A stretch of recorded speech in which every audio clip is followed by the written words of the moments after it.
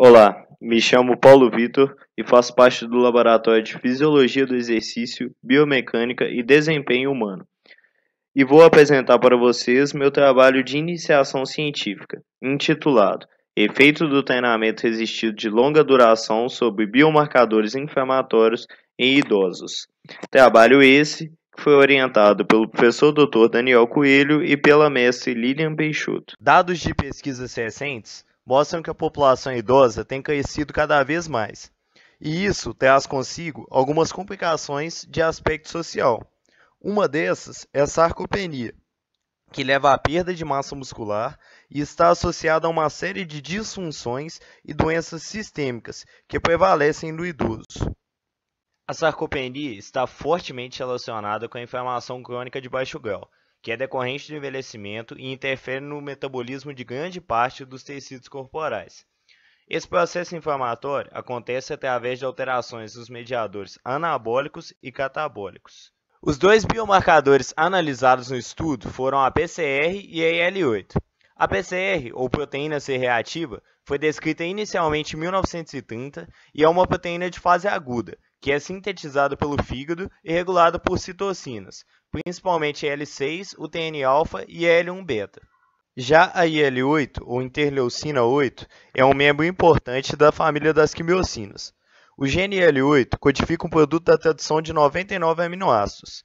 Ele passa por uma crivagem proteolítica do amino terminal, que resulta em vários produtos diferentes.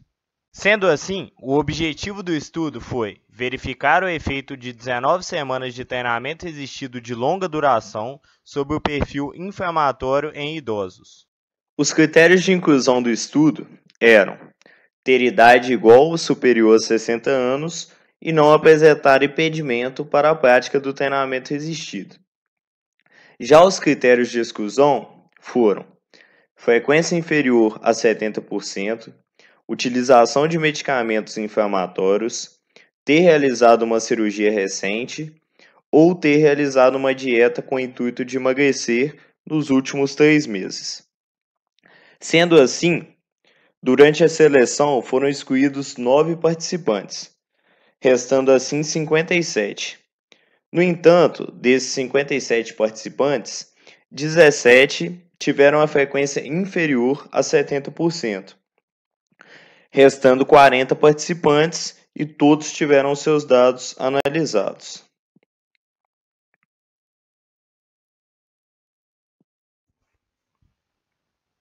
A coleta sanguínea foi realizada por um profissional treinado na primeira e na última semana da intervenção. Foram coletados um tubo contendo 4 ml de sangue de cada voluntário. E esses tubos foram armazenados a menos 20 graus Celsius para uma posterior análise. Sobre as medidas antropométricas, foram aferidos o peso e a altura, para a partir disso calcular o índice de massa corporal. Foram feitas avaliações perimetrais de braço, abdômen, panturrilha, cintura e quadril, para a partir das medidas de cintura e quadril definir a relação cintura-quadril, e foi avaliado o percentual de gordura através de um adipômetro. Os idosos foram divididos em 2 grandes grupos, que treinavam em dias não consecutivos e em horários alternados. Na primeira e na segunda semana, os idosos passaram por um processo de familiarização, para conhecer os equipamentos e a forma correta de executar os exercícios. Após a familiarização, os idosos passaram pelo teste de 1RM, para definir a força máxima, para dessa forma conseguir progredir a carga durante a intervenção. Na terceira e na quarta semana, os idosos treinaram com 60% de 1RM, realizando 3 séries de 12 a 15 repetições. Na quinta e na sexta semana, os idosos treinaram com 70% de 1RM, realizando 3 séries de 10 a 12 repetições.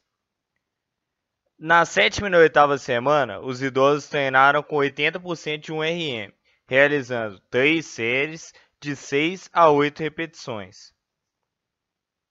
Da nona à 19ª semana, os idosos treinaram com 85% de 1RM. Após a 19ª semana, os idosos fizeram um reteste de 1RM para redefinir a força muscular. Nesse slide estão representados os níveis de concentração plasmática dos biomarcadores pré e pós-intervenção. Nota-se que não há diferença significativa no biomarcador IL-8 pré e pós-intervenção, assim como não é possível observar diferença significativa no biomarcador PCR pré e pós-intervenção. Os achados do presente estudo não são um consenso na literatura. Tomelero e colaboradores, em 2016, ao submeterem 62 mulheres obesas por um período de 8 semanas de treinamento resistido, avaliaram que a concentração sérica de PCR não reduziram após a intervenção. Já Mavros e colaboradores, em 2014, ao submeter 103 participantes diabéticos tipo 2 a um treinamento de força por 12 meses, relataram que os níveis séricos de PCR não alteraram. Já IL-8, em um estudo de Gata e colaboradores de 2014, eles examinaram a expressão de citocinas em homogenatos de músculos, antes e depois de uma sessão de exercício isocinético e do treinamento de força por 12 semanas.